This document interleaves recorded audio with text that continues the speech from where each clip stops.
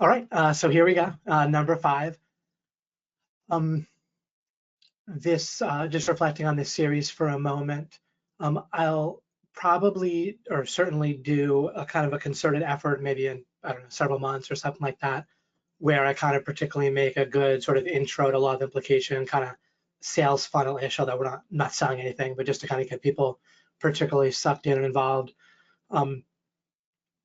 The priority now is just to certainly be appropriate for new people, but also getting people to where you really understand what to do. Sort of like if I wasn't here, I don't think about death normally. It seems to come up when I'm explaining this stuff. But if I'm not there, because also I'm not there with you, like normally in your life, where you are particularly equipped to think things through, check things over, solve things, and so forth. Do the law of implication on your own. So that's my priority. In what I'm trying to, in the Law of Implication Explained series, I would say that's what I'm really trying to do right now. I want something out there publicly, and also I want something out there publicly that has what's needed for people to be able to do what you need to do on your own, to take it on your own in your own little, not little, your own world, your personal universe, and so forth. So you're equipped to do that. I always prefer that the webinars have a particularly good, kind of feeling of structure and payoff right away. But to the extent that I can pull that off, then I'll pull that off as well as I can. And I wanted to say at the beginning here also, in terms of progress, if you're just measuring it by being able to cut down on ideas, and then I said like parts of decisions, plans, reactions that you previously would have gotten wrong, right? So let's say there's something that you really want to accomplish in your life, then it may be that you come into a law of implication webinar, and sometimes you may not feel like you got just what you need to progress. Other times people totally do feel that way, but it's going to be a little hit or miss. But if you look at things not in terms of what did I get from this webinar to move forward on something that I'm trying to move forward on, but instead that, and I think that what I'm saying is how people tend to look at these in a good way. But if people sometimes don't, then it can, anyway, it could just be encouraging to look at it this way, where you're like a lot of the real method for success has to do with you're accumulating context, but that also means you're eliminating and dissolving blocks and wrong, like kind of blind alleys, or if you're solving a maze, right, like dead ends. And so I'm gonna like today, the things I'll be talking about, some of what I say might just be immediately applicable to getting you over the hump for solving a problem or accomplishing something, or just giving you a good feeling like you got something.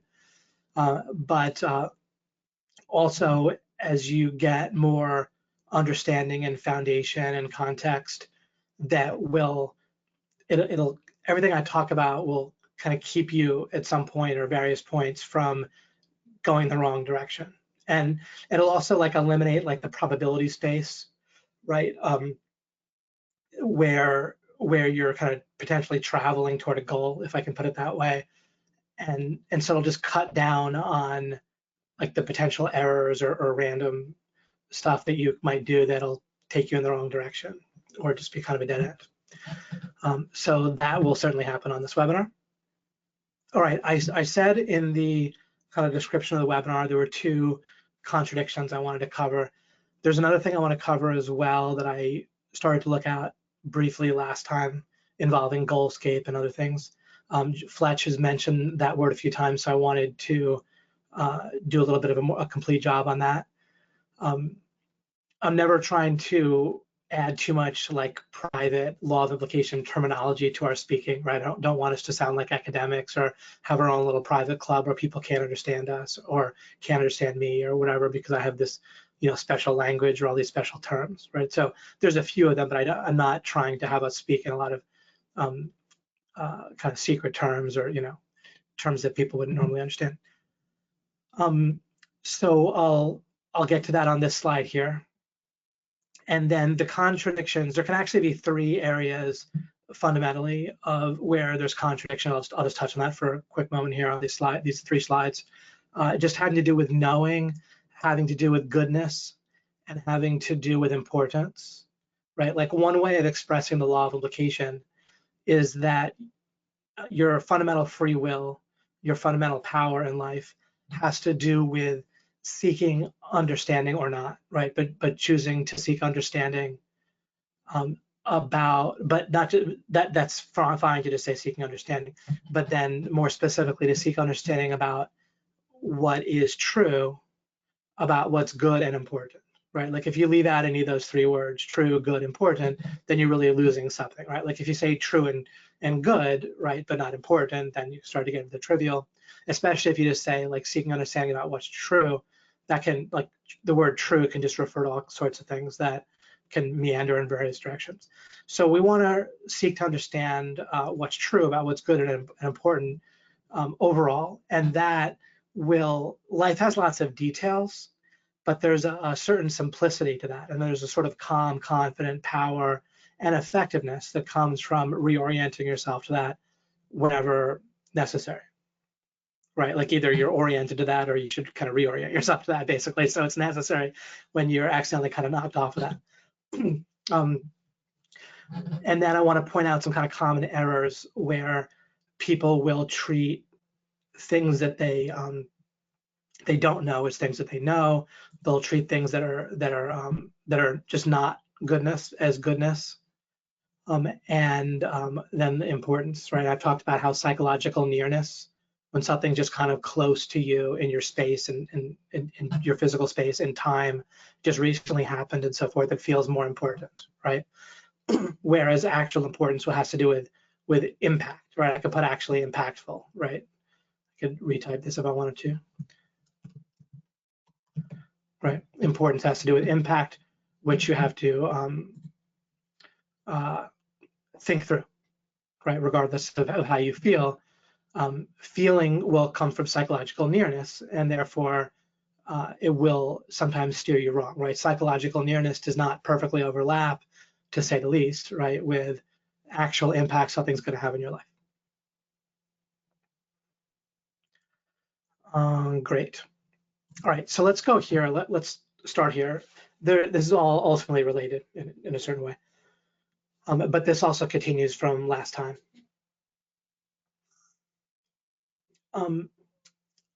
Now, we could lump and split this slightly different ways, right? We could term this one way or another way. I ended up maybe adding an extra thing or so to this list. It's maybe a little bit more than detailed, a little bit more complex in one sense, but at least you'll have it, right? I'm more erring on the side of giving you as many relevant tools as possible. So this is a bit of an expansive way of looking at it. All right, so none of this is kind of in order in a certain sense, and none of this is good or bad, but what we want to be able to do is have an overall understanding of this and an actual practice in life be kind of focused in the right place.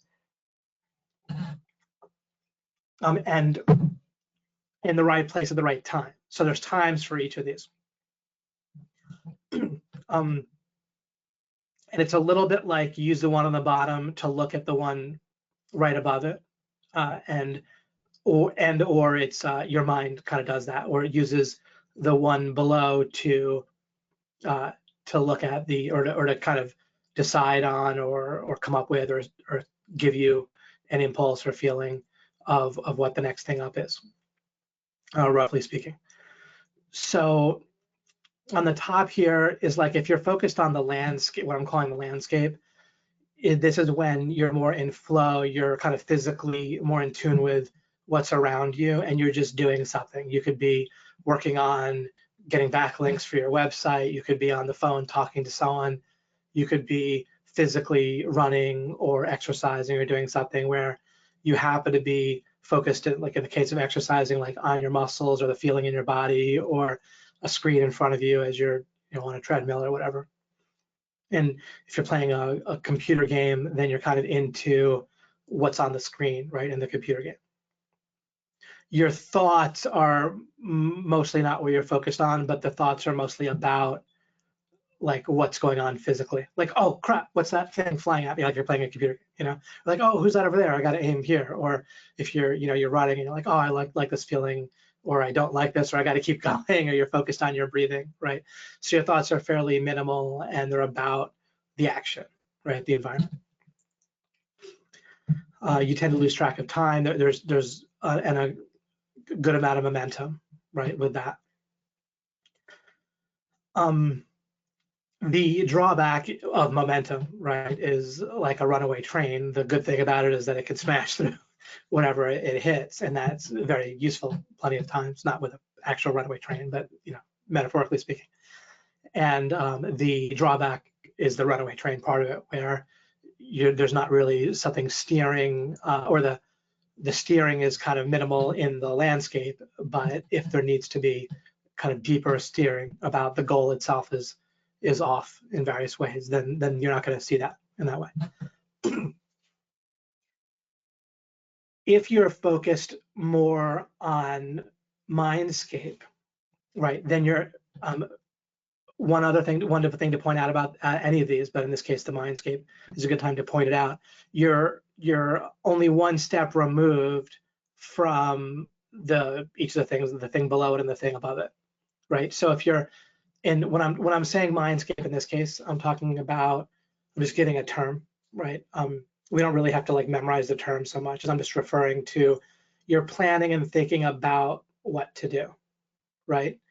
So if you're planning your exercise routine, or you're planning what you're going to do when in your next work, project or hour that you're going to do, or part of a project or all of a project, whatever. So you're not thinking about what goal to have.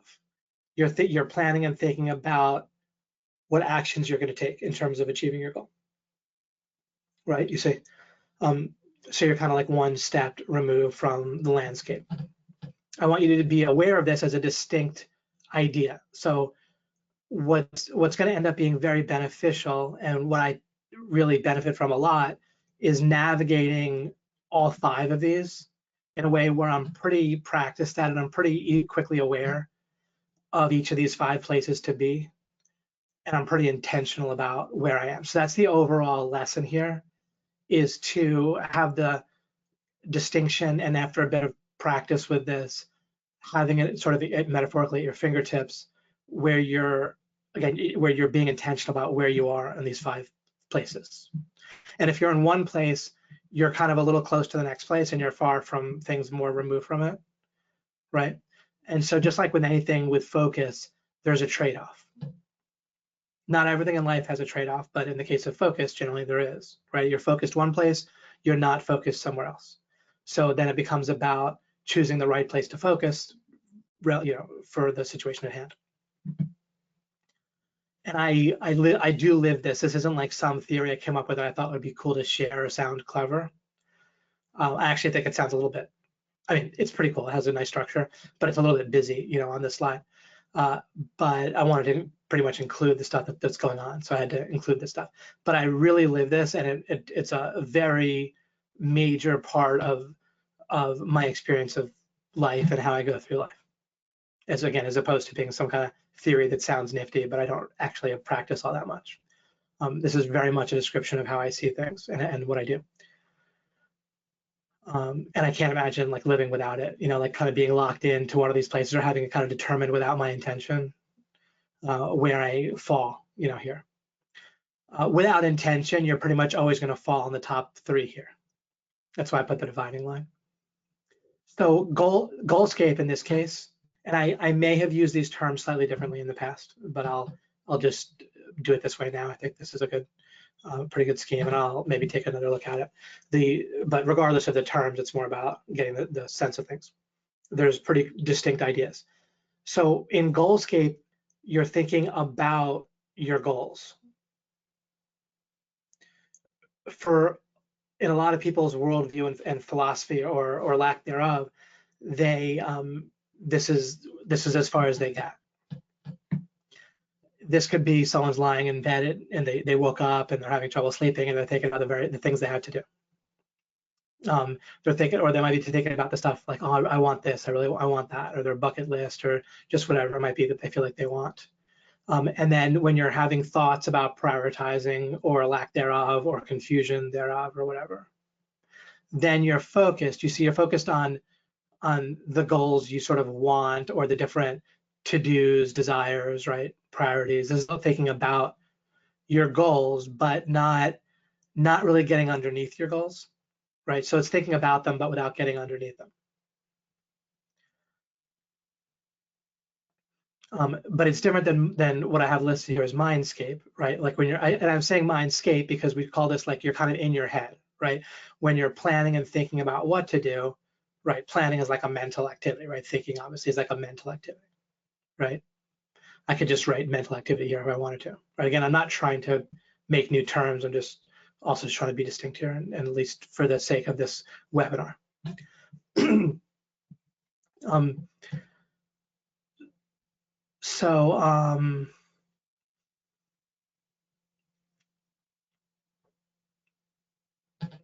see here.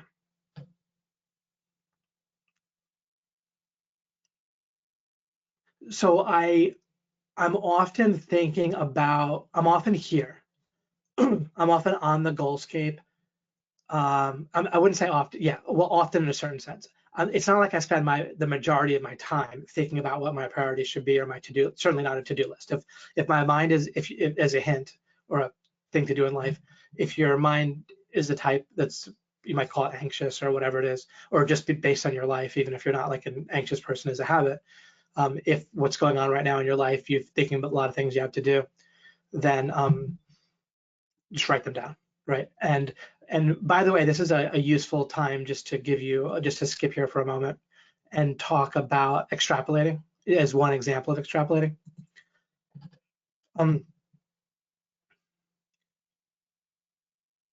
Either on this webinar or developed at some point in the fairly near future, I want you guys to have a great sense of awareness about the pros and cons, and there's a lot of cons of what your mind does automatically, that has a heuristic, like a way of operating that relies heavily on extrapolation, and it relies a lot more heavily on extrapolation than people generally realize, and they treat these extrapolations as true, like they know them. And so regarding the to-do list, if you have a day that you don't get a lot of what's on the to-do list done, or you get none of it done, then your mind like, as always, it's extrapolating. And so over a 24-hour period, or or whatever number of waking hours, no progress was made in your mind's kind of estimation, right? This is your mind kind of processing it. No progress was made towards a bunch of these to-do things. That translates, when your mind naturally extrapolates, it gives you a feeling like, oh my gosh, I have all these things to do, I'm busy. You feel kind of, it's very, very likely that you'll feel like overwhelmed, or just a sense of like, this is going to take me, like it's going to take a while. Even though it really doesn't make any sense if you stop and think about it, I'm going to say accurately, but it's very simple, accurate thinking. It's not like you have to do like difficult, accurate thinking. If you actually just stop, and it reminds me of budgeting, where I don't budget or not, but if you either just write down or count the calories you eat or the money you spend, it's often like wildly different than what people are kind of thinking that number is. So neither of those is complex. It might be hard to get yourself to do it, but if you just like do something that counts, then the number that it ends up with is often very different than the feeling that you have about whatever that number is. So when it comes to like a to-do list, then how long it's going to actually take you, right? My wife actually just kind of ended up with a nice experiment of this, where this happened to her and things are going through her mind, and I told her to write it down. She followed my advice, that helped. And then I told her, I pointed out that really, I said this is like a day or less worth of things. There's like 20 things. But it was like a lot of these things are just a few minutes. And it wasn't like she was distraught, but it was just kind of making her mind a little bit anxious, a little bit overwhelmed, right? Is normal. for people. And yeah, like in half a day, she just went through like half of the stuff, and then she felt very differently, because what that does is not only are you, of course, half done, but the extrapolation that your mind is doing behind the scenes, now it swings in the other direction, right? And now it's like, oh, okay, I can do each of these things in a few minutes, or I can do all these things in a few hours, right? That sort of thing. Previously, when it was like a whole day where not much happened on regarding this list, there might have been all kinds of nice things that were done, but nothing regarding the list or one thing or whatever. Then how's your mind extrapolate, right? Oh my gosh, if it's one thing and there's 20 little small things, then it's like 20 days worth of stuff. It doesn't make any sense. If you stop and reflect on it, you would never think that it actually takes 20 days. So it's not like you think it does or not, but your mind does in a certain subconscious sense, and it gives you a feeling very similar to it being true, right? So that's one of many examples of extrapolation that I want you to be aware of, because the overlap between what's actually correct and what feels correct based on your mind extrapolating, there's way less overlap between those two things than, again, what someone kind of subconsciously feels, right? Your mind gives you a feeling like the outputs of its extrapolation are way more accurate and true than they actually are. And it won't take you long in kind of noticing this. Once I show you how to notice it in various ways, it shouldn't take too long to, right, like you'll see like so many instances so quickly, in essence, of where there's not overlap. Another example is, just to give you one more major one, is when someone says like, well, I don't like such and such, right? And let's put this in the context of getting stuff done. And you feel like, oh, or I don't really feel like doing such and such. Well, if you stop and notice, that's actually extrapolating, because what you and your mind is actually concluding or asserting is, I don't want to do it in 5 minutes or in an hour. And I don't mean after you put it off. I mean, if you start doing the activity, saying, well, I don't want to do this, that in essence means that you're gonna, as long as you're doing the activity, at least in the near future, you're not gonna like it. But that's extrapolating. Your mind doesn't see what's gonna happen in several minutes, right? And that's just often inaccurate. Something as simple as that, as integral to our quality of life and our getting stuff done in our life. And not just getting stuff done, but there's lots of stuff that could really get us ahead that feels a little bit like it's going to be uncomfortable, right? And we might just take a different path and just not do that sort of thing over and over and over again, like learning to use a particular thing or whatever that might be really helpful for us, or trying a technique or whatever it might be, something to do with sales or sales funnels, who knows, right? So it can reduce our quality of life, our pathing that we have open to us to achieve our goals, and certainly can obviously cause us to procrastinate, even if we do get to a certain path. So the gunk that builds up from this extrapolation it's pretty real. It's pretty relatively major in our lives, and it's based on a method, this extrapolation, that feels so right, pretty much, and it just really isn't very right very often, right? So much changes once you just start doing something, right? What you like, you just kind of get into things, right, that you kind of didn't feel like. Oh, by the way, with couples, right? A big hint, right, in relationships and long-term relationships is to not need to particularly feel like being intimate before you get started, because once you get started with some level of intimacy, it tends to be something you feel like doing, right? But then you might not have felt particularly like it before. Of course, there's times you do feel like it, right? But then there's times when you easily could like it, but you don't like feel quite the like it. And then learning to not have that be a constant issue, right? It doesn't mean that every time you don't feel like being intimate, you do, right? But just having a certain amount of like, let's say if couples about half the time they're intimate, it was at times that were they got to understand that they would like it, but they just had to overcome the initial, not the sense that they really didn't want to, but just that they weren't that motivated for the moment, just because they're a little bit into something else or whatever. But that, of course, something else that isn't like critically important. Then probably couples could have roughly double the intimacy that they often have, which would be at probably a great level for that couple if they just kind of, and it's a lot like a rule of thumb in a lot of stuff in your life. The same thing with working, with getting certain work done and so forth. It's not like you need to like live your life where you're doing stuff you don't want to do, you're all the time just because maybe you'll like it after you do it.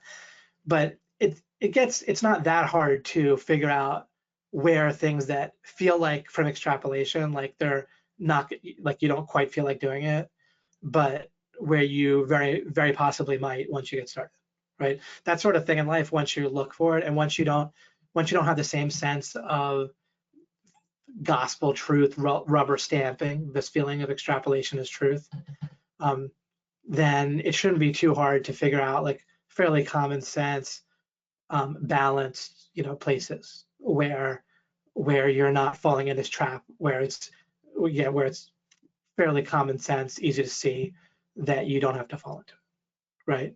In any case, you could take it to the extreme, and that's not really what I'm talking about, right? I'm not saying you could have 10 times, you could or should, have 10 times the intimacy, by just trying to get intimate, like constantly when you totally don't feel like it, right? But just like learning to look for again, where it's common sense. The same thing with work and getting work done and so forth.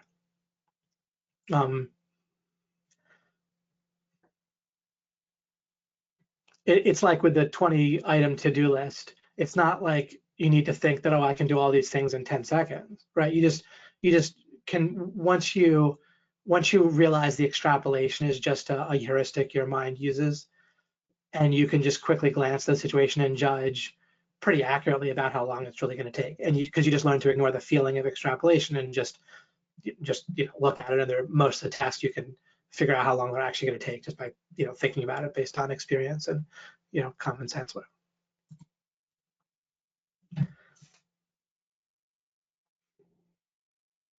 Okay. So, and I was okay. So with Goalscape, people do think about this, right? And I talked about extrapolation and how a lot of sense of overwhelm or whatever in this can just be, first of all, writing things down, get your mind to stop having repetitive thoughts about anything, and then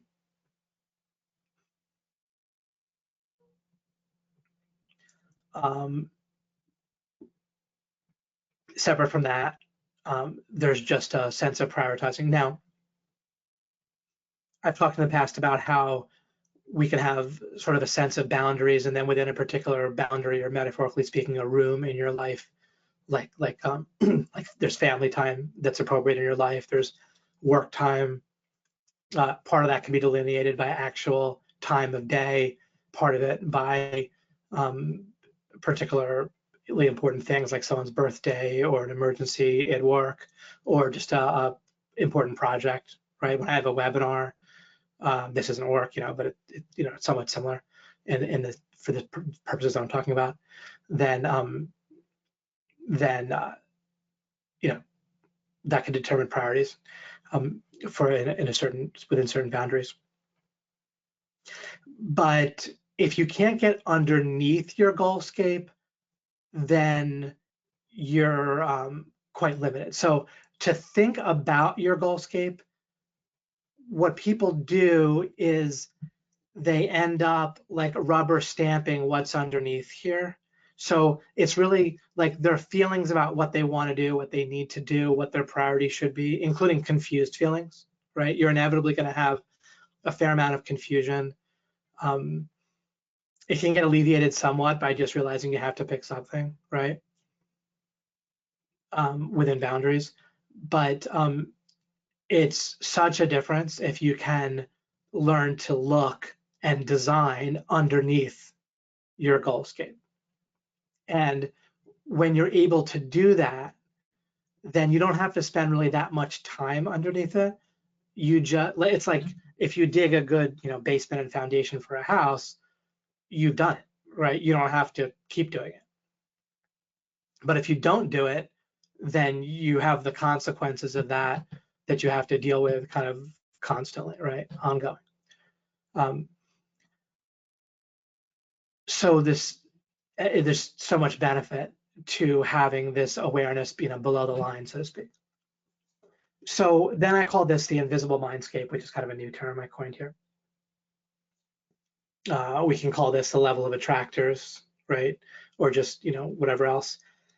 But here, this is mostly invisible. It's not, you can certainly see it if you look for it, and people have some sense of awareness of it, but not very much. And when they do have an awareness of it, they tend to fall in what I had here on this slide about goodness, like is versus should.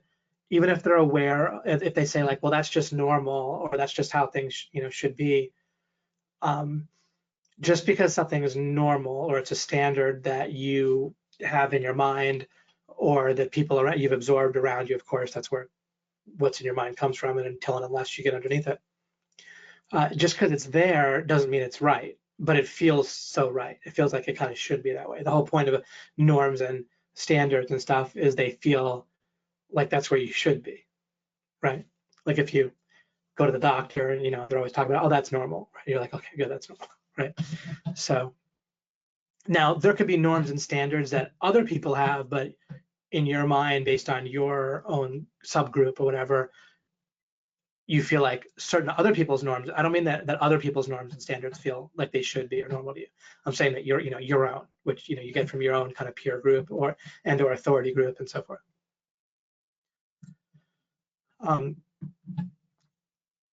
So some people have like some sense of awareness of this, but by not being able to get beneath it doesn't really do them much good. What's the first interesting thing, however, is to gain an understanding that your norms, your beliefs, core beliefs, wounds that you might have, like psychological wounds, right?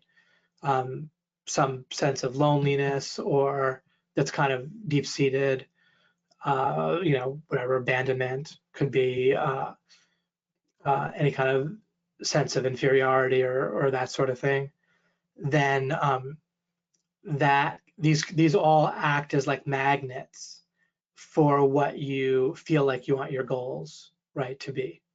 Like, let's say you have both norms of how much money a man should make, right, that are partly from you, partly from your wife, partly from society, whatever. And then you have a bit of a wound where you a little bit extra or pretty normally want approval from your wife, right, as a guy, and for her to look at you as kind of some degree like a hero, or a guy that brings it, and so forth, right?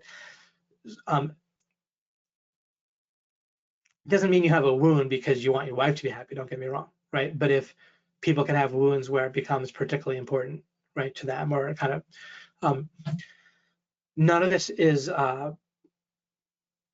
critical in a moral way, right? We all have stuff, right, to deal with until and unless we somehow dissolve it all.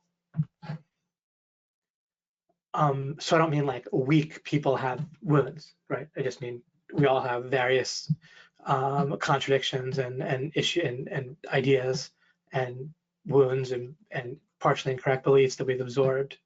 And until and unless we dissolve them, first we dissolve some of them, and that may or may not make us better off instantly, but it certainly starts to contribute to, right? It kind of like lowers as I said, the probability space of bad stuff happening, right? The more you fix at the invisible mindscape level, then again, the more positives and the less negatives you're going to get in your probability space. Some bad things still might happen. Some good things that could happen still might not happen, right? But you're increasing the probability space in a certain sense. Okay. So as I was saying, the first thing to understand is that this level of the invisible mindscape acts like magnets on your mind's conclusions about your goals, and therefore like how it feels like, what you feel like are your goals. Your feeling about what your priorities should be, what your goals should be in the first place, and what the priorities of those goals should be. That feeling, like if you were to write down your goals and rank them in order of importance, right, as guru, self-improvement gurus sometimes tell you to do, then that's the level of Goalscape, and you're basically, that's going to reflect the magnets. It's like, it'd be like if you had magnets underneath a piece of paper that you couldn't see the magnets, and you threw iron filings there. The iron filings, like the guru's advice is kind of like throw the iron filings on paper, right? But where they're going to land is not really where you want them to land, so to speak. It's where the magnets are under the paper, right? And those magnets are the norms, standards, beliefs, wounds, etc., that are in the invisible mindscape, act like magnets or attractors, and giving you a sense of your goals.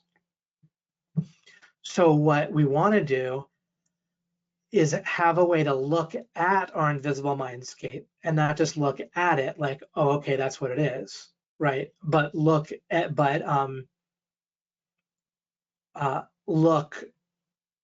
with an ability, like we don't want to look with it. We want to be able to look at it from some place that we're standing where we can reorganize it and get it right, right?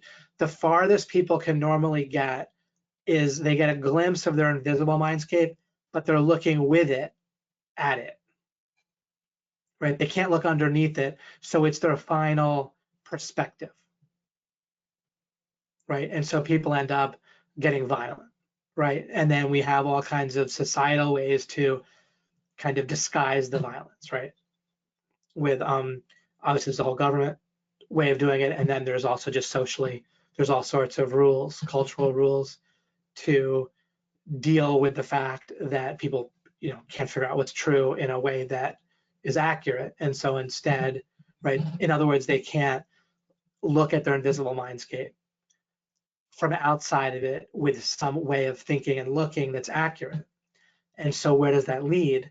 That leads to physical violence, and then instead it gets a step back to where it's like this kind of constant threat of isolation, ostracization, being ostracized, and things that are kind of like a step removed from violence. And our lives are kind of dictated by that, or who's going to get more offended, right?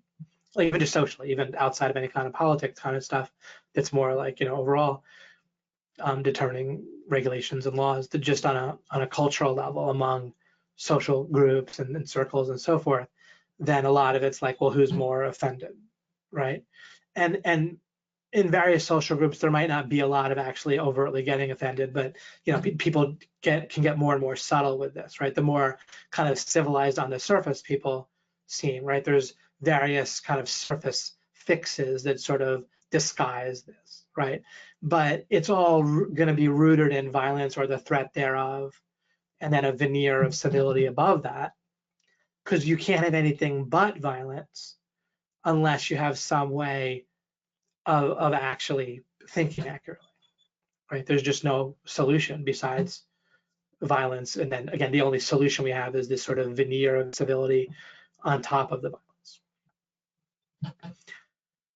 And then with your own life, you end up with a sort of self-sabotage, guilt, various bad feelings, approach avoidance, right? It basically is internal struggle, effort, like I talk about, right? So it's not like on a personal, individual level inside yourself, you're not typically like hitting yourself, although some people cut themselves and so forth, it manifests it that way. But with pretty much everyone, they have an internal struggle, right? And it's kind of the personal version of this sort of violence, where there's really no way out of the struggle, right? There's good days and bad days, but there's this kind of fundamental internal struggle, and it's hard to. It kind of feels futile to do too much Goalscape picturing, right? Thinking, and so what feels good is to be planning and thinking and acting, right? Because it kind of feels worse the closer you get to the abyss, right? This mostly invisible mindscape that you can't do anything about, then the more you kind of feel perturbed, right? And so we want to get back into this flow state, the flow, and thinking about getting in flow. Now, I mentioned my little, perhaps somewhat butchering of, it pretty much captures it of the Zen koan or Zen saying, where it's like before enlightenment, gathering water, chopping wood, after enlightenment, gathering water, chopping wood, right? After you get your foundation and ultimate frames right, and then use those to slowly, or maybe not so slowly if you're spending a lot of focus on it, one way or the other, or with my help, slowly for me, right? But maybe faster for you guys based on my help, or you being smarter or whatever. And by the way, when I say smarter, I mean literally you could be better at things other than figuring this out in the first place, right? Maybe I'm just really good at figuring this stuff out in the first place, and other people can be particularly good at explaining it or applying it, right? Better than me. Smart is so many different things. And there's so many ways that people mentally can do things a lot faster than I can, outside of generally figuring this stuff out in the first place. Okay, anyhow.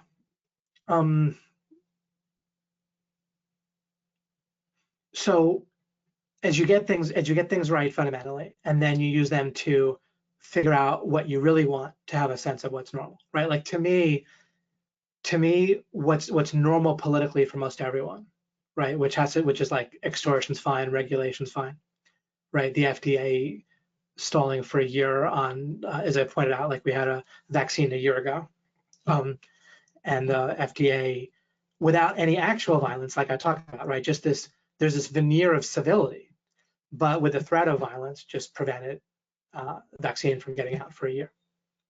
No conspiracy, it's just how people think, right? In the cult of government worshippers, I call them. That's so normal, but to me, it's abnormal in the extreme to tolerate and certainly to support or actively engage in like extortion, regulation, that sort of thing. So my norms and standards in that sense are radically different than what's normally considered normal. In other cases, there's plenty of things that I consider normal, that other people consider normal, right? I'm normal and I agree with norms in all sorts of other ways. By the way, I got vaccinated a couple of days ago. I'm still alive. Boom. The Moderna one. I have another one coming up in a month. Like the second shot, so to speak. So I'm mainstream when it comes to vaccines. All right.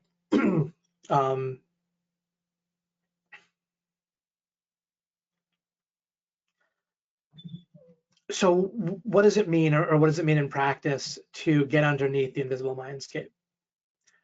Well,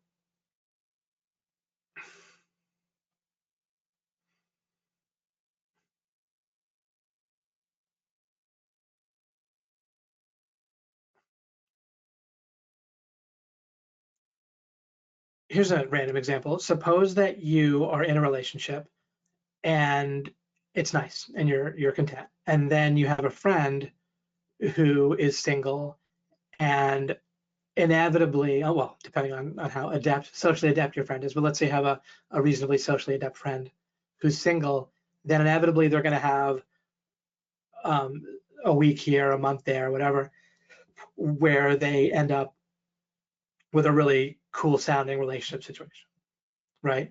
And then that can yank on your sense of norms and standards, and you can look at your relationship or your significant other, and you can be like, we need to have things like that, right? So when you understand all this, then you can realize what's happening and think about it more rationally. Now, you can use your friend's experience to ask positive questions, right? That might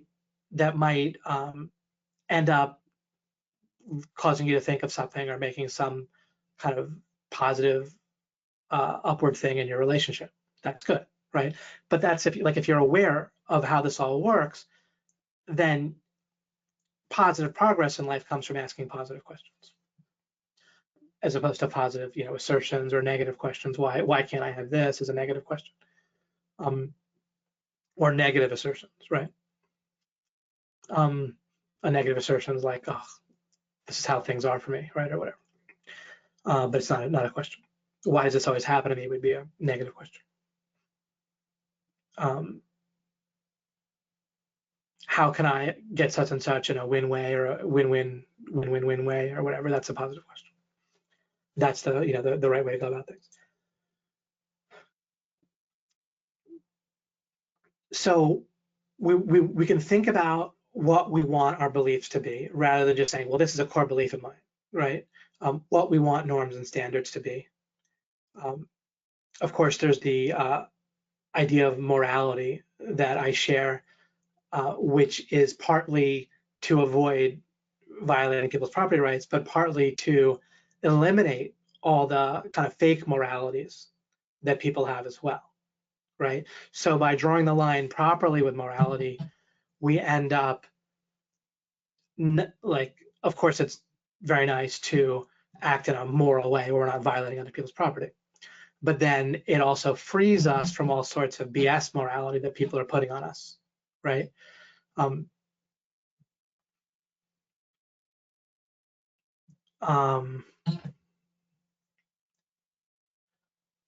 We can be aware of, we can have things like backing up our allies, right, in relationships and having a sense of what an alliance is, where in a particular facet of life, you have kind of a strategic alliance with people, right? That doesn't necessarily extend to everything, right? A friendship might be an alliance to have fun together, and when it's convenient for both of you. It might also be more deeper than that, where when the person really needs backup, when they truly need it, you're there for them. You can think about whether you want that sort of norm or standard, and you can implement that. Acting respectful and aggressive toward, like what I call respectful aggressive towards people in relationships, right? As I mentioned before, relationships are as a practical matter, you get them right and your life is in pretty good shape, right? A feeling, however, separate from relationships, just with your relationship with yourself, so to speak, your own mind, having a kind of calm confidence as what's the normal to feel, right? Just not a feeling like you're all powerful all the time or anything like that. You're just sort of calmly confident that as you apply the right method, you will narrow down the probability space of wrong, actions and decisions, while at the same time having the most expansive pathing space, or where you're not cutting off paths, right? There's all sorts of ways to achieve goals that people kind of might artificially cut themselves off from because they feel like, oh no, I can't do that, or I shouldn't do that. Well, maybe you shouldn't, but with what's on this slide and this idea, this overall idea here, when you find yourself saying, well, no, that isn't something that should be done, or that's not a way to go about things. Maybe you're right, maybe you're not, right? And you think about it. Is that really immoral? And maybe it is. And if it is, that's good to not do. But there's just a lot of stuff where we're pressured, or there's ideas about what's moral and what isn't. Right. I mean, we live in a world now, if you're in America, where it's getting a little bit extra silly, right? Where it's I'm basically immoral for waking up in the morning alive, right? Since I'm white, and we have our white supremacy meetings every Tuesday that all white people have, and we distribute all the money, we got from everyone else, how to pollute the environment, and destroy things. So there's all sorts of immoral, wacky morality, right, that's going around.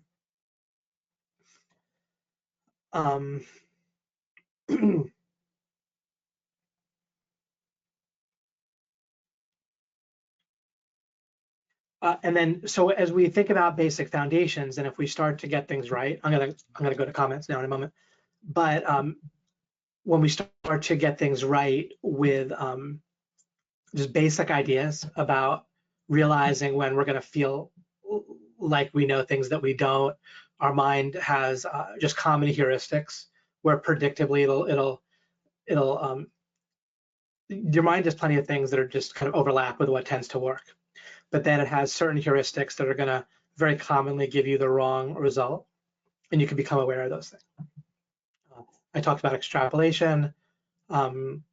Your mind is often going to want to overcome a sense of anxiety or helplessness with controlling things kind of on the surface in your life, and that can give you a sense of calmness and control, but it's kind of fake, right? You want your sense of power and control to come from context, which also relates to understanding. You basically just want to calmly operate in the context of things, like we're doing by participating with law of implication webinars. What I'm doing in this webinar here, we're getting into the context of our thinking and life, right? I might not be directly telling you how to achieve a certain result, but as we calmly increase our contextual understanding of life, and then of sub topics in life as well that'll grow from that, then we get a sense of power and a proper sense of feeling in control. But instead of trying to control details, we build properly from the right foundation and contextually, and we can do that with a kind of calm sense of purpose and understanding and method, and get our sense of control from that, rather than from controlling stuff on the surface that really doesn't get us ahead. It's like a lot of effort. We have to keep on rearranging it, right? Because when you try to keep your desk organized in order to feel a sense of control, it keeps getting messy again, and then you keep needing to get your sense of control by putting it back in order. And then that can happen on many levels, right? With the people around us, we might want to control them or our kids. And control doesn't mean control everything, but there's still a sense of controlling various details to fit how we like them. But where does what we like come from, right? It comes from this invisible mindscape. And so you're like, oh, I like things to be just so, and then I feel calm, right? Well, the reason you feel like doing things want to be just so is because of something that happened in your childhood, right? To be kind of tongue in cheek. And becoming aware of that might help, right? That's psychotherapy. It takes a heck of a long time. Sometimes, like, seeing it for what it is all by itself, might do it, but you're mainly not going to get too far by looking at your mindscape with your mindscape, or your invisible mindscape with your other parts of it. Instead, we again want to kind of get underneath it by what's really right, what's really true, just very fundamentally. Right, we want to have a good value of experience, right, that we're consciously aware of, right? It helps. There's something I touched on before, and I'll look to develop as well, where I said it took me a long time to figure out the unified theory of everything, where I finally came to understand what mind and matter and the physical world and everything was made of, right? Which is reasons, not quite code, it's not created by our mind, not fundamentally atoms. Yes, of course, I believe in atoms and molecules and so forth, and fundamental forces and so forth, but they're not fundamental. They're reasons why God does things, right? Atoms are basically made of reasons. So is your mind. So there's God, there's reasons, there's consciousness screens, and then there's beings that are aware of consciousness screens. Your mind, body, and even spirit would all be made of reasons. You as a being are different, right? When people think of a spirit carries stuff forward, right? It's basically a second mind that's not dependent on the brain, if you think about it, right?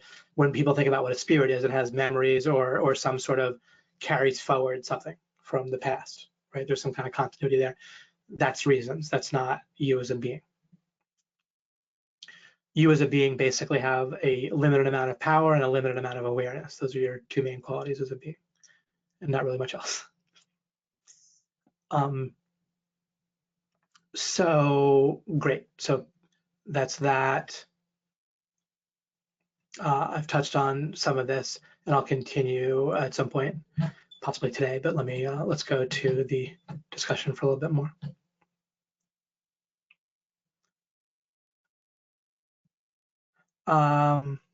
What did the "oh damn" refer to, Gabby? Was it something in particular that you were like, oh wow, daylight savings time. Whoops.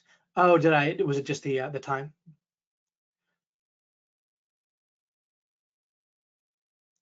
Left a message about vaccines, the announcement, post comments. Oh, cool. And yeah, I'm always interested to hear your take on things. So yeah, sorry, some people looks like they got caught with daylight savings time, and I'm sorry if I didn't help make it more clear. Or if I could have caught something, I'll try to be aware of that next year. Mike says, whoa, I knew about each of these 5 nodes, but I never realized it all to organize in this way. Hooray. Yeah, like again, it's a little bit of a lot on the slide, but at the same time, I want to kind of over explain, for this thing. Flushes out the plaque in your mind, yeah. The things that stop things up. Gabby said, yeah, it just relates so much to all your examples at the beginning and really makes so much sense. Thank you. Oh, that's terrific. Yeah. Yeah, really, like when relationships kind of coalesce for me, and what I talked about in Alchemy series several years back about being respectful, aggressive, rather than people tend to default to passive aggressive whether they realize it or not. Unless they kind of have the right, like a particularly right frame. And sort of the way people get around being too much passive aggressive is just various structures, right? In a corporation or a social group or whatever, the structures of hierarchies and so forth tend to just sort of help people around issues. But it can be great in life to be able to deal in social situations where there are not the structures that kind of work as kind of crutches, but not everything in life is structured that way, right? Like your marriage relationship doesn't have that automatically. And in my partnerships that I've done in business, where it's there's not really a hierarchy, right? But instead we're kind of equal partners, then it's really served me. But sorry, a little bit meandering here, but yeah, when relationships just kind of getting just some core principles of them, it's amazing what they can do for you, because there's always this opportunity with the money making world where if you can just get people with various pieces of a integration that you can figure out kind of that they can form a sort of integrated whole that works, right, where a product is made with traffic and conversion, then that's really great and what people want. And then you're then of course you get a very satisfying personal life when your relationships are good. So you have like money and a personal life, and it contributes to your health in a sense to have good relationships. And so there's not too much left in life at that point if you can. And then you when you're at peace with yourself and your own mind, then you're pretty much there, right? You find a nice hobby that you enjoy and have a sense of purpose, which law of implication kind of gives you a sense of purpose if there isn't already something else that's particularly personal or important to you.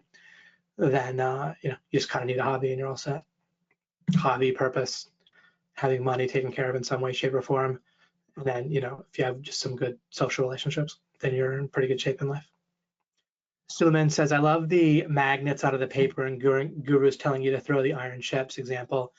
It's quite hard to identify and change these magnets, right? It's like rewiring the brain, really. Yeah, well, it's hard to do it fast.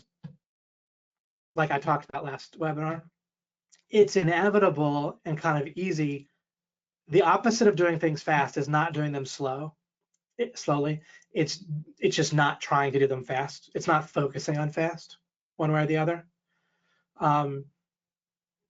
So, and then things often happen faster than if you tried to make them go fast, by the way. So it's hard to say how hard it is. It's virtually impossible, like in practice, observationally, just saying, like without my help. But with my help, it might not be too big of a deal to get this all straight.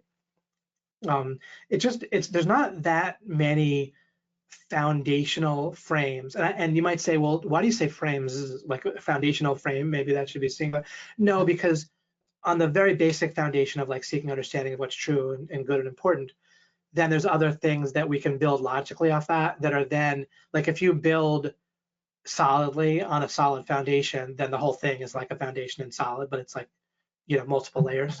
So there's multiple layers of things we can figure out. That's why I love Implication, not just like one webinar, so we build on the basic foundation and then figure some other stuff out. And then our norms and standards just kind of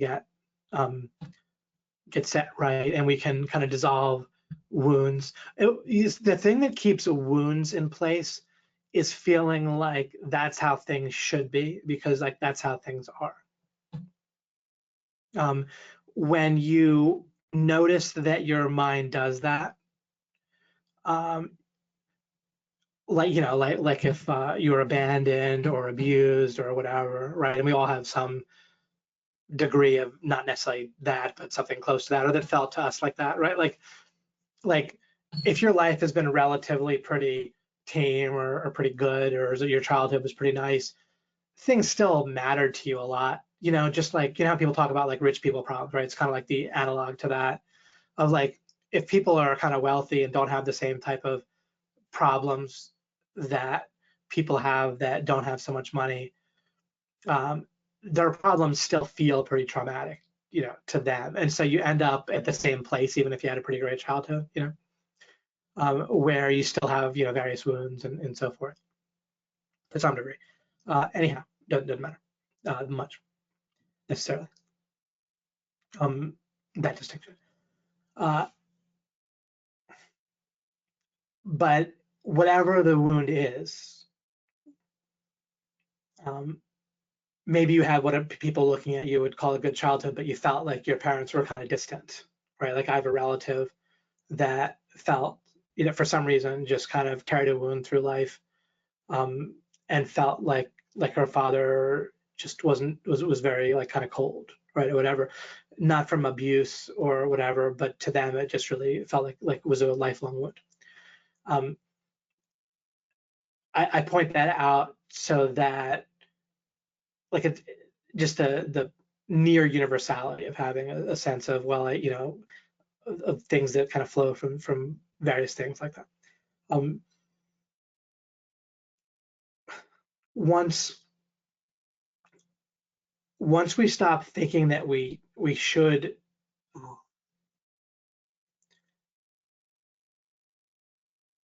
not just should feel bad, but there's things relating to feeling some sense of approval and or superiority, right? Like, yeah, so let's talk about this. This is one of the things I've talked about early and often with law of implication, starting when I started talking about like the goal of liking yourself and how we don't want to have that. Is kind of my rudimentary way of talking about it in 2013, like 8 years ago. And I have a pretty clear understanding of it these days.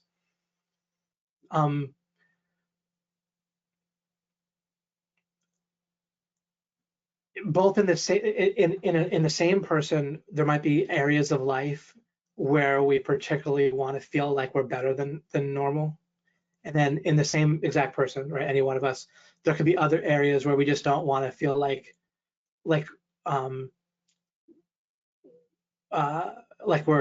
we can even be less than, not as good as normal, but not too much worse, right? Like just depending on how much we kind of value those particular things, or not even value them. We might value them similarly, but just what we feel, how good we feel like we should be, or where our self worth is coming from.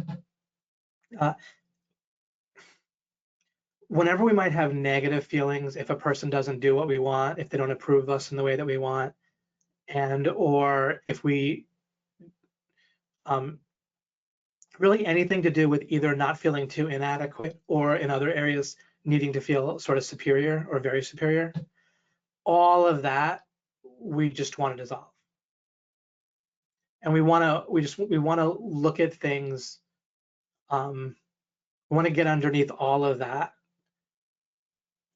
so that you can appreciate appreciation, appreciate approval, get the positive from people's feedback, because we don't want to just say, oh, I don't care what people think, right? That's not where we're going. That's what people try to do to just numb themselves from the whole from all of it, and it doesn't work, and it's misguided.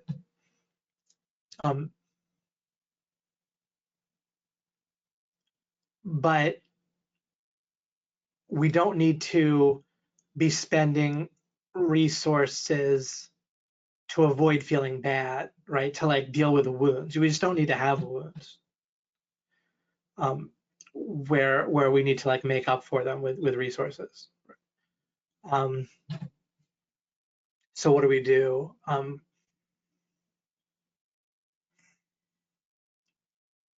Right? Pretty much if another person doesn't approve of us or do what we want, and if that's going to upset us, then there's something there to figure out and dissolve, right? There's some wrong idea. I'm a little bit doing a stream of consciousness here. I don't have this exactly prepared. I understand it pretty well, and I live it, but pretty well. But I don't have like it rehearsed what to say about it.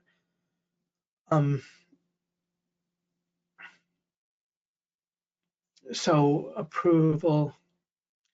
So what is there to figure out, or what do you do about it? Again, people's instinct is to try to deal with it when they want to turn it off. They say, "Oh, I don't care what people think," right? They just kind of tell themselves that. Remember, positive. That's among other problems. That's like a positive affirmation in a certain sense. It's not that positive, but or like looked at one way, that's like trying to make a positive affirmation. That's like saying, I'm already wealthy. What you want to do is ask positive questions. How do I become wealthy, right? How do I, now you could write down, how do I stop caring how people think, what people think of me? And I had a question by Dudley Silver. He wrote into Mike and he asked about, he was doing that thing about writing down like a sentence, then trying to circle words, and then was asking how to go about doing that better. But suppose that you write down, well, how do I get myself to not care about what other people think? Now, whatever your method is, it should we want it to ideally lead to where you realize that that's the wrong question, right? Because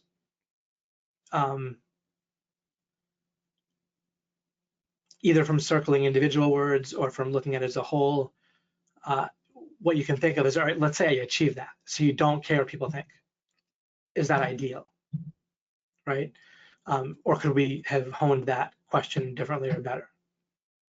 Do I, when you guys are thanking me at the end of a webinar, do I want to not care what you think, right? Oh, thanks, Ruben, who said I found the easy versus fast from the last webinar incredible. Excellent. Excellent. Yeah, I thought the last webinar would be pretty good for people immediately. So, right, do I not want to care what people think when they can be positive stuff? No, right? And what if they point out a mistake that I'm making accurately? Do I not want to care that either, right? So what I don't want to have is like a festering wound that gets like exacerbated, right? That adds hurt to things that don't need to hurt, right? You don't want to get hurt from what people think, and you don't want to get hurt from them not doing something or approving, like when you feel like you like need it, right? You want to pare back the things that you need that are important to you, right? Anything that genuinely is important to you, then you want to figure that out, and then you can pour resources into them. But you don't want to have anything extra, right? Because you want to have things that are like nice opportunities, right? So there's plenty of stuff that can be a positive in my life, right? But where it doesn't, there's not going to be a big negative if I don't have it, you see? And same with you, right?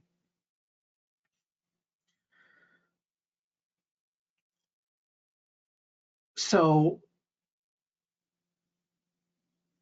in essence, I mean, the fundamental answer to how can I benefit from everything, including what the feedback I get from people, positive and negative and in between, where it's criticism, either constructive or not, right? Right. The issue if someone offers something like critical or a way that you can improve is that they might not be right. So you have to at least think it through, right? It doesn't mean you're being defensive if you think about their criticism and without taking for granted that they're correct, by the way.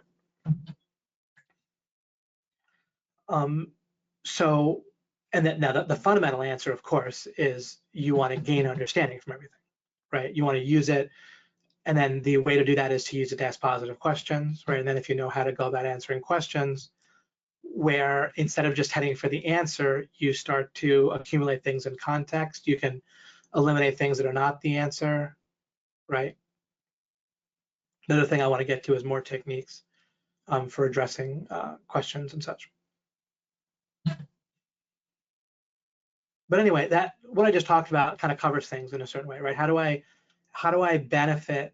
The way you benefit from everything, including like if you're, let's say you're alone, and you're trying to achieve something, you're trying to rank a website, or figure something out online, learn to master a new software program, whatever.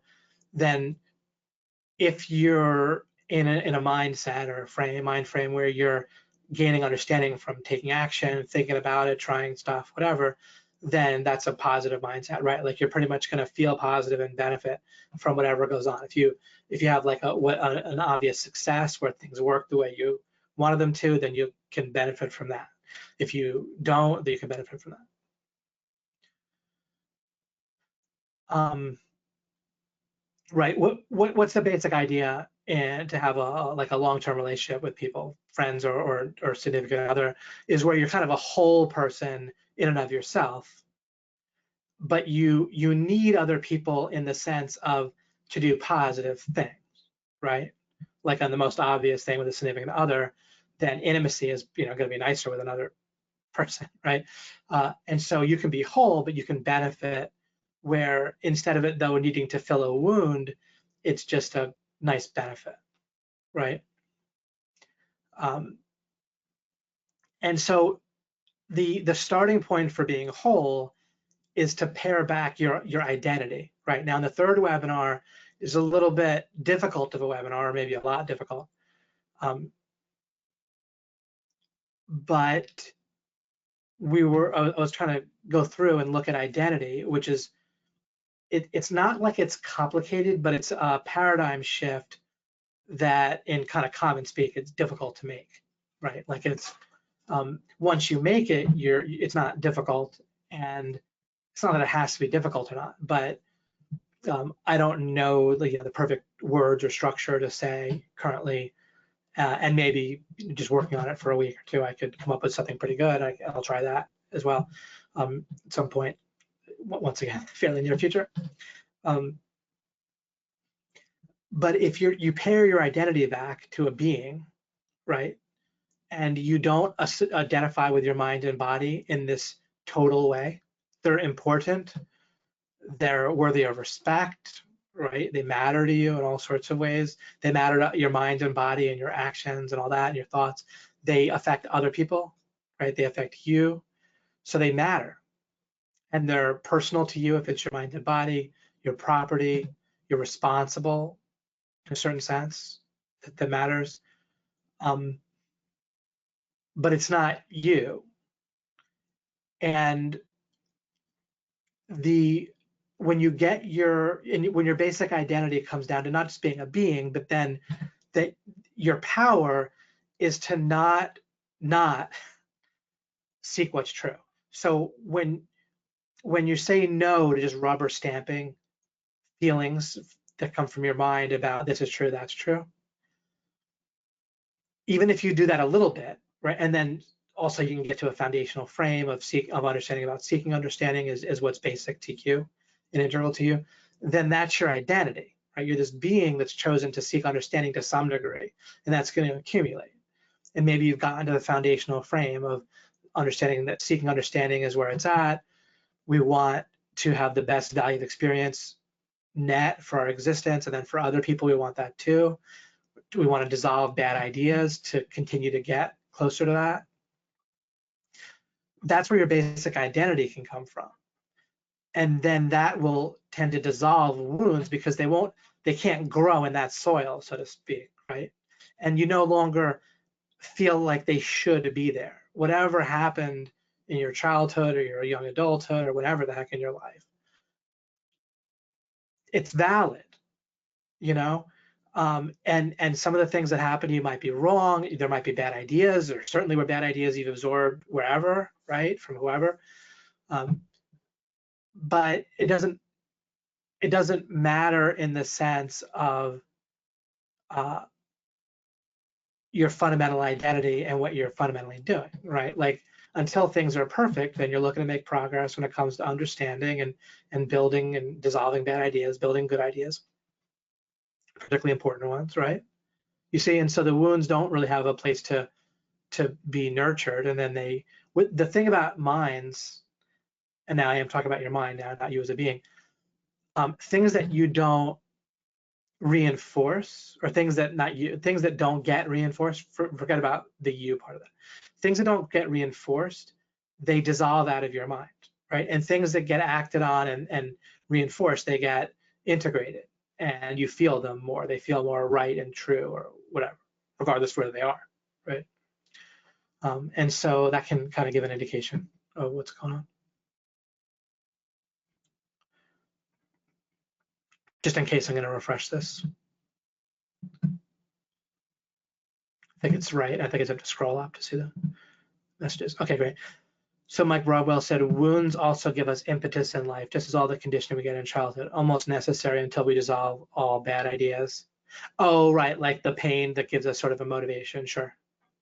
Agree. Well, yeah, and then the good way fundamentally we want to be motivated to seek understanding, and then we can get, but I agree, like if you don't have feelings of like I've said this, like if your mind didn't have associations, then you'd have nothing, right? If it didn't give you ideas, right? So you wouldn't want to just get rid of your mind. Now, ideally, your mind would just give you positive sense of how to move forward and wouldn't need the negative, right? So I would say more like thoughts are necessary, feelings, impulses are necessary, but then we want them to be as correct and good as possible. And good also means that like what we feel like we want also happens to coincide with what's going to kind of get us ahead in various ways, right, in life. Suleiman said, I spent almost 10 years setting goals on a wound. Wow. I achieved a lot, but now looking back, my path would be much different if goals we set based on something more positive. The wound was, I am not as smart as my sister. Fascinating.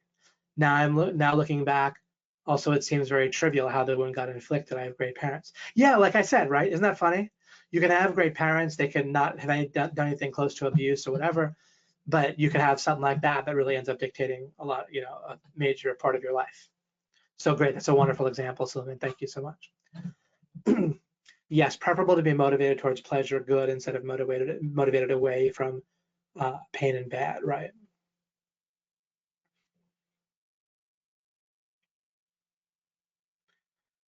Thank you so much for talking about wounds and trauma. They cause huge blockages to good in life. By understanding why they persist accurately, it pinpoints the method of questioning to dissolve the reason for the wound, and therefore dissolve and have enormous breakthroughs. Yeah, exactly. We worked on that with people in your life. It was fascinating. Sometime I want to revisit parts of that conversation we had at the blanking on the name, but at the OMG Live Hotel. But to whatever degree that we can kind of talk about that, like that sort of thing, I'm a little bit fuzzy on it myself, but I know that I pointed out kind of a different way of looking at things that could really help a lot of people. Mike said, I have a number of what you'd expect to be difficult wounds. Not it's just all absurd to me, and I have David. Now it's just all absurd to me, and I have David to thank. Perfect. Yep. Yeah, I appreciate that, Mike. Absolutely. Let's scroll up so we don't lose out on what people. Wounds are traumatic events stored with an interpretation such as I'm bad or I deserve this, and sort of get locked, right? Or yeah, like it's important to be superior to this person, like with your, or not inferior, like you said, smarter than your sister, right? Sort of thing. And they get sort of locked in memory at the level of the mind constructs of the age they occurred. Yeah. So people are setting goals based on wounds. We need to drop that and go for revealed goals, right? Yeah, it's like right. it's useful to identify the wound thing in the sense that it can help. It's more like, oddly enough, it's a bit of a crutch to worry about wounds one way or the other. Like when you're trying to think about your invisible mindscape. Put the slide up for a second. The not buying into wounds can kind of be, it's like a red flag is another way to put it. You don't need a red flag next to something to either see that it's not helpful, or ignore it, right? Like if I'm trying to walk around outside or in the woods, I don't need a red flag near each tree. I could just see the tree and not look into it, right? However, the red flag might help if I'm having some kind of problem, or like if there's like little hidden roots that I might trip over, and someone put red flags by them, then that can help me, right? I wouldn't necessarily, I only need the red flag if I need the red flag. It's not bad or good to need the red flag either, but I'm pointing out that we don't necessarily need to worry about thinking about wounds or not, but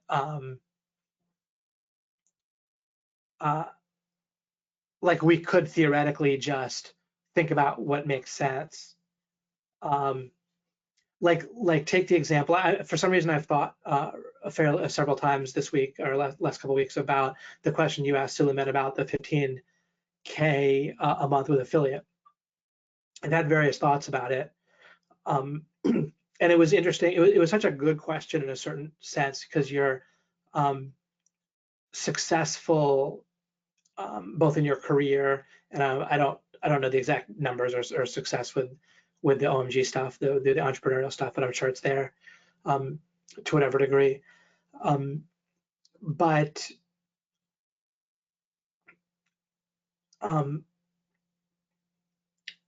it was interesting to me just because of how, like, I felt that necessary reframe about why the 15,000. What you just mentioned kind of goes along with it, and I hope it never comes off like I'm like picking on you in any way. I have great respect for you. I've met Suleiman in person, I think multiple times. We talked. Great respect for him. But when you asked it last webinar, I believe it was, I had that reaction where in essence, where it sounds like it's coming from a wound. Like 15,000 is overkill in a certain sense.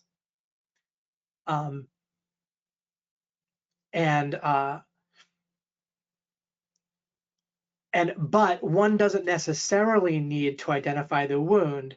Someone could just directly figure out what would be the starting step.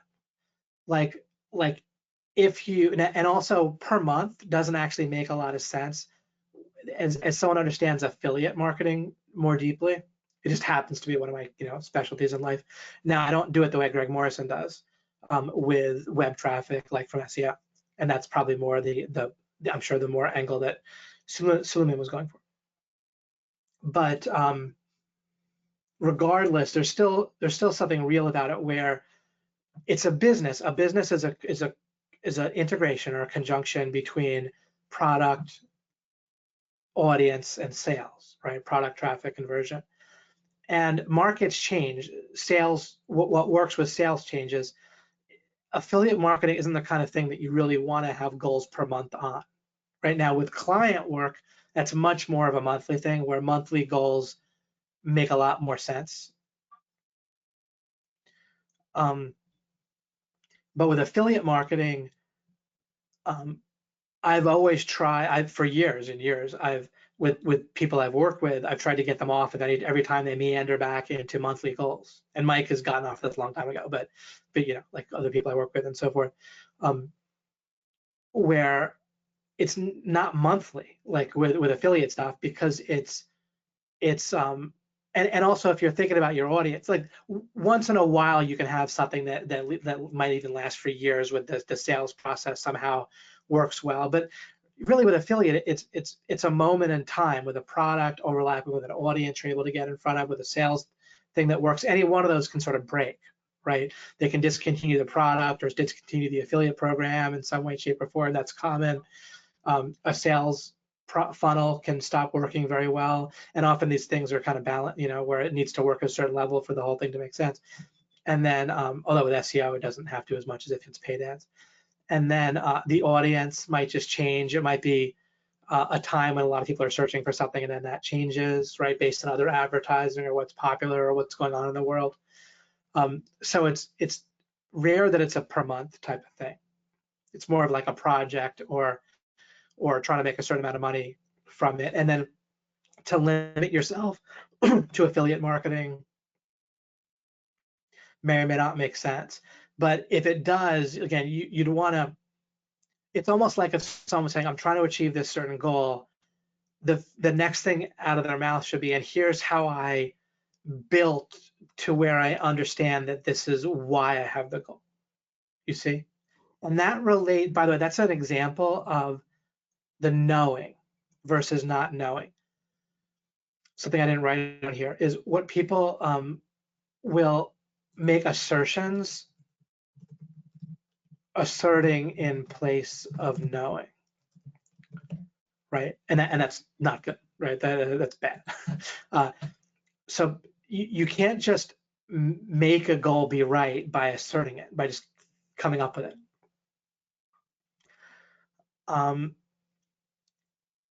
And you want to figure it out, like why. Now it might be your conclusion about what's a goal, what goal that you've come up with. It only needs to be reasonable. The idea of reasonableness is important as well. In practice, when you're dealing with knowing, without reasonableness, you're too limited.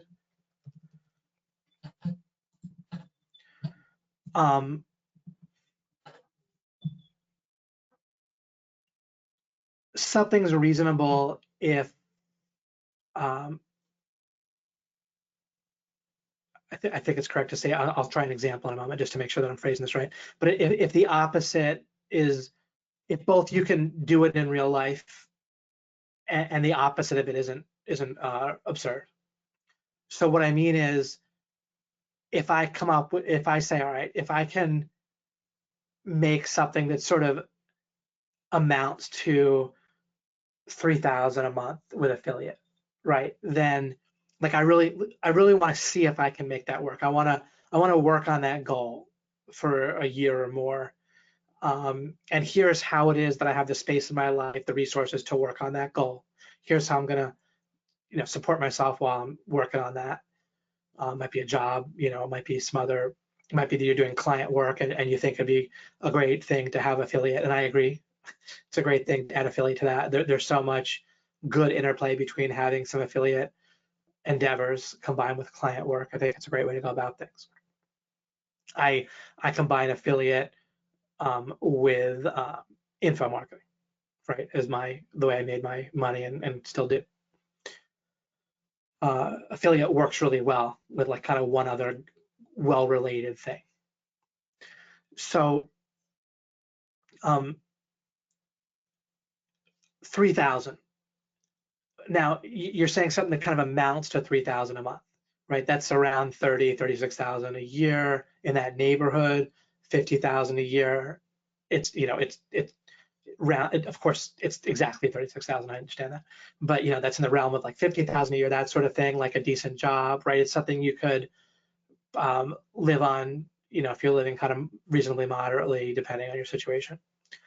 And even if you could or couldn't live on it, and you say, oh, I have a family, they need this, but certainly that's going to make a nice dent in the rest of your financial life in a good way, right? And if you're doing that, you're building experience, resources, like actual sales funnels, websites, traffic, and so forth, experience of doing those things, knowledge of pieces and services you're using,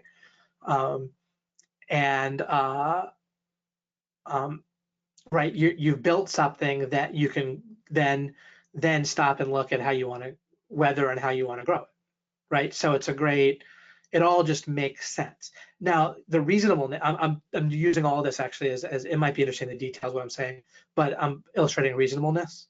It's not like you prove that exactly 3,000 or even approximately 3,000 or affiliate marketing is definitely right. But what you can know is it's reasonable, in the sense that is it obviously wrong? Not even close, right? Like now, if it is obviously wrong, and the idea of the opposite being absurd or whatever would be like if it was either way too high a number or way too low a number.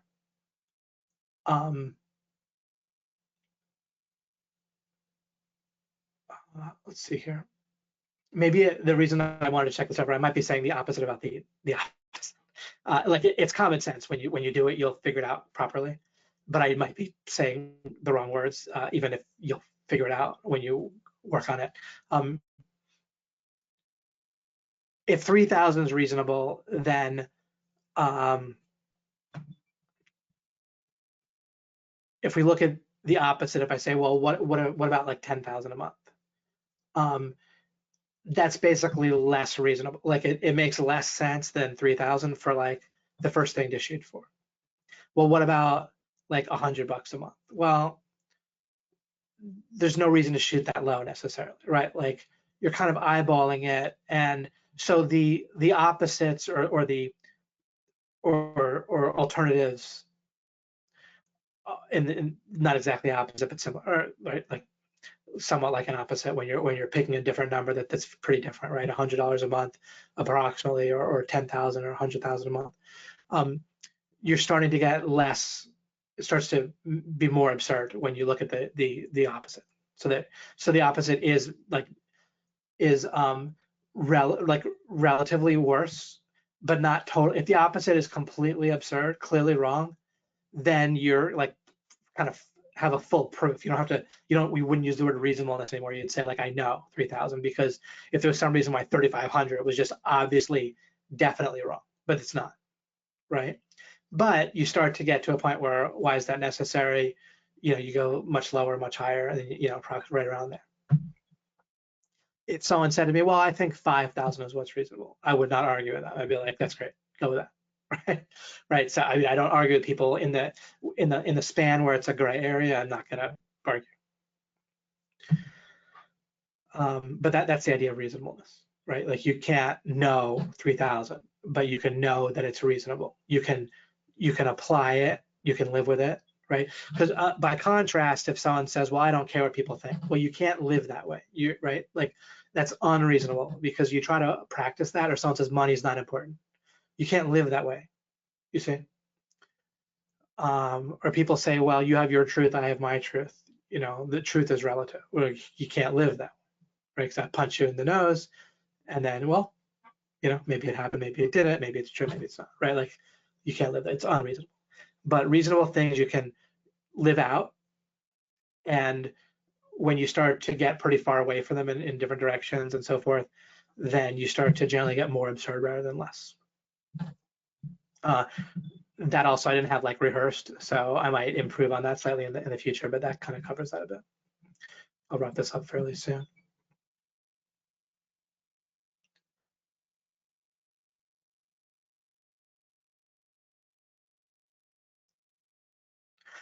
Oh, so the vaccine is a great example of reasonableness, where either way is pretty reasonable.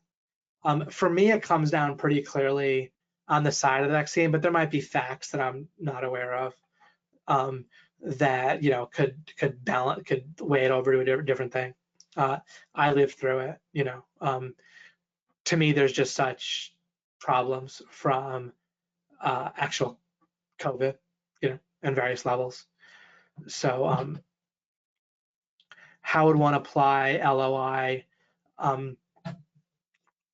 Remember, the basic method is you accumulate questions and answers and details in the context without needing to jump to a conclusion right off the bat.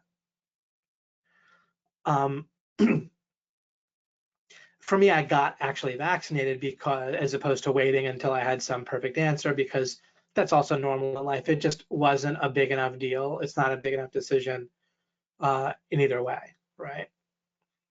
Someone might say, well, you could die from it. Just that one phrase. Now, again, I might be unaware of facts, so I'm not actually arguing for one thing or another in particular, and I'm absolutely not coming down on the other side, so to speak. But just a phrase, and I'm not saying anyone's making it, it could just be a total straw man. But if someone were to say, well, you could die from it, then you could die from driving there, right? If 200 million people drive to get a vaccine, then maybe one of them will get in a fatal accident. But that, unfortunately, the same thing is true about getting bread, or food right at the grocery store. When people say we don't know the long-term effects, well, you don't know the long-term effects of anything that you eat if you stop and think about it, particularly any new recipe, right? But even if it's the same recipe, you don't know where that food's been and what the long-term effects are. They're just not it kind of reminds me when people talk about genetically modified foods. There's just not necessarily a lot that genetic modification does where the long-term effects are that scary, and the long-term effects of like people starving around the world or not having enough food are also a big issue that people we want to pay attention to, right? So or the problems with certain pests destroying certain types of crops, right? And then having to use pesticides to overcome that. Genetic modification at times could theoretically, or actually, I'm not, again, I'm no expert, but like I'm no expert on homosexuality, but when people make an argument that says, well, it isn't natural, right? Or, well, marriage is about reproduction and they can't reproduce. Well, it just takes me a second and I can say, well, those premises don't hold up. We don't use those premises as if they're true universally at all, right? There's plenty of things that are natural that are deadly or undesirable or undesirable. There's plenty of things that are unnatural that are great, that are like man-made. And then there's, of course, if a heterosexual couple where one of them couldn't conceive, right, because they just couldn't genetically, or they had an illness or whatever the heck, then that would be, they also couldn't reproduce, and we wouldn't say they couldn't, get married, right? So anyhow, my point there is, or it reminds me of parenting, where I'm not going to give opinions overall. I don't really want to put my opinion in, but we can look at individual pieces. And I don't mean to just come down on one side or another with the pieces I pick apart. But even if I'm picking apart pieces that all seem to point to one conclusion, that doesn't mean I'm jumping to that conclusion at all, right? I'll have little conversation or pieces of conversation with Mike, right, where we're discussing things, and there might be like 3 things in a row where there's something we're deciding, and I'll point out a problem with one thing, but I really don't mean, even though by extrapolation, and then by normal habit of socially in conversation, people wouldn't take that as you've already come to a certain conclusion and you're just trying to convince them of it. But I'm actually not necessarily doing that, right? I'm accumulating pieces.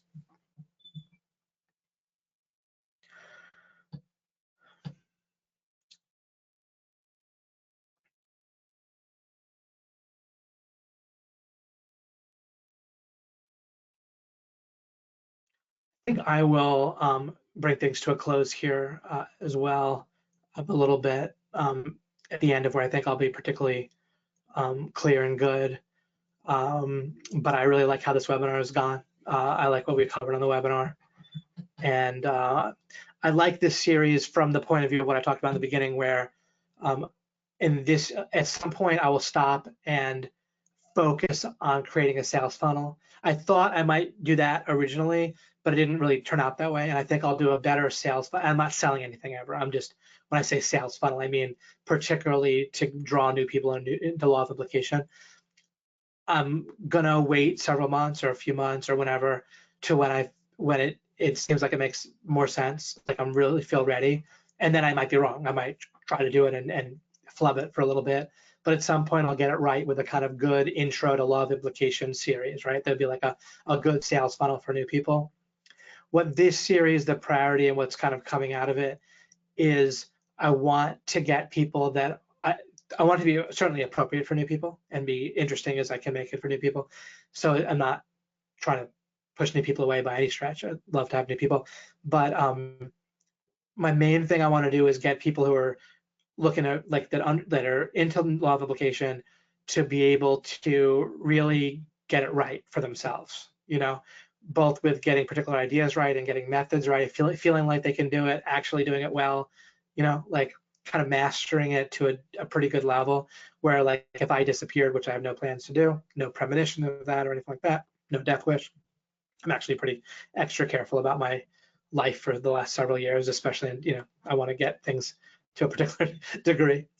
Or even I think of like traveling, I kind of do it in certain situations, but I don't just like do it here, there, and everywhere. Even driving, I drive pretty carefully, not that much. I'm not obsessed with not dying, but I'm just trying to take unnecessary risks until I get to a certain level with explaining things. And not that I'd be like a daredevil at that point or anything. Anyhow, but if I wasn't here, I would want people to have the mastery where they could continue in a kind of a good, competent, clear way without me. You're slowly weaning off me, David. That's great. That's really funny, Lawrence. I love it, and I believe it. Absolutely. And you know, I'm also looking forward to talking with people kind of live, you know, on the webinar as another part of things that can be done. And also maybe I don't know if Fletch might do that. I might have, you know, I've been kind of doing these every 2 weeks for now, which I'll continue for now. And then we have Fletch once a month. Might look to have something else like in the off week or not. So we'll see. You got on the wrong thread. You've been on this thread pretty well. Oh, but for a little while you were saying stuff in the wrong thread. It's all good. I'll look to take out. How about a Clubhouse room sessions? Do you mean on that Clubhouse website? I don't have anything on that website. I could theoretically get on it. I heard it was not that ideal a thing, but who knows? Maybe if people really want it, I'll make it. It's pretty cool. Okay, I don't necessarily have a problem, and there's no reason for me not to have a channel on there, or at least for you guys. Clubhouse app was nice. Okay, so I'll take a look at it and be certainly biased towards doing it for you guys to a certain degree. You're very welcome, John. Thanks for all you guys. Great attendance again, and live, which I appreciate. I don't need like tons of people live, but it's nice to have a critical mass, which we've had, and then some on these. So that's very nice. You're very welcome, Gabby. Thank you. Thank you for your positivity and everything and feedback. So awesome, guys. Great. I will see you guys in 2 weeks. You're very welcome, Ashley. Excellent. Take care, all. And Danusia, I see you're typing. Yeah, you're very welcome. Take care.